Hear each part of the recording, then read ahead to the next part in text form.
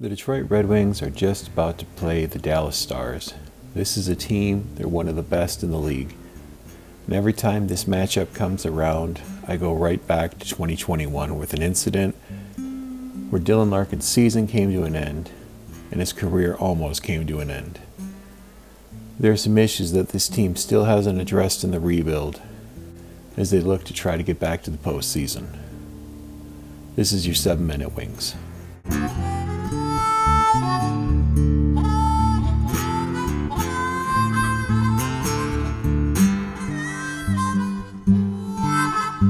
Welcome back to the Red Wings Report with Strings and Pucks. This is Jeremy Laura. If you're new here, please click like. Please click subscribe. Head over to hockeyhotstove.com where I write the Red Wings column. You can read my latest write-up as well as write-ups on the other 31 teams in the league. So this is a little different episode of 7-Minute Wings. I usually try to keep things pretty light, but this is something that's bothered me since it happened, even though we're going on 5 years ago coming up. If you don't remember the play, Dylan Larkin and Jamie Benn went in for a face-off. After the face-off, while Dylan Larkin was still facing toward the ice, Jamie Benn came down hard on his neck with a cross-check. Larkin ended up in a neck brace in the hospital. There wasn't much information at the time, but things started to come out later. Apparently, Larkin was genuinely concerned that his career was about to come to an end. They were waiting to see if he would need surgery on his neck. Rumors that it had been cracked, possibly even broken.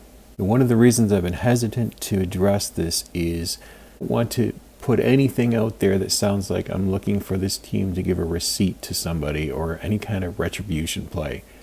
What happened was unfortunate. It never should have happened. The league should have given some sort of supplemental discipline to Ben. And it feels like every year someone goes after Larkin in particular and he ends up getting hurt, and it's a fairly dangerous play. League discipline, it's just not consistent, and this is one where you were sure there'd be some sort of suspension. Again, Ben was taken out of the game, but nothing really happened after that. The Detroit Red Wings, as they improve, one thing they have not addressed is how to be tougher as a team. I honestly feel like if this team offered a lot more physical pushback, players would be a little more hesitant to go after Larkin the way that this happened. But every year it seems to happen that somebody goes after him, takes a big hit. We watched Larkin hit the ice. You saw it in Dallas. You've seen it against Ottawa. You've seen multiple times where somebody goes after him and you wonder if that's it for the captain. It's a different game now. Jamie Benn's a little bit of a throwback player where he'll make a very borderline play physically. He knows he can change the momentum of a game. So as Detroit faces Dallas, this is a team, one of the best in the league. In fact, at the beginning of the year, when I was asked my predictions, I had Dallas as one of the top 2 teams in the West. As Detroit goes into this, I'm hoping they just put up a good fight, because this is a big test for the team. Dallas, they're a very, very difficult team to beat. The Red Wings need to be a tougher team to play against, and I mean that literally. I don't mean just bring in an enforcer. I mean the team needs to stand up for each other. They need to set up an environment where someone's not just going to go after your captain every year and try to turn the momentum of a game or turn the momentum of the team by being way more physical than you without any kind of response. Again, I'm not looking for anyone to fight. I'm not looking for anyone to go after another player. But to be physically engaged the entire game is something that the Red Wings really have not addressed. And we've seen games where the team cannot respond to other teams who are willing to impose their will on them physically. Part of this is a matter of the players that you have now stepping up and stepping in. I don't want Dylan Larkin to be fighting his own fights. If someone goes after your captain, someone else should be there to intervene. But more importantly, you want to make an environment where people don't think that it's okay to go after your captain.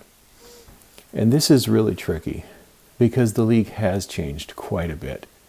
It's not the same league back in the late 90s where you could have a McCarty or a Koser, guys who a big part of their job was to get on the ice and change the momentum of the game by being physical.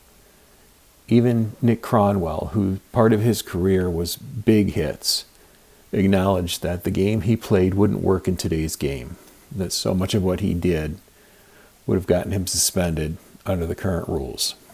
This team needs that element of toughness, and they have to add it from within.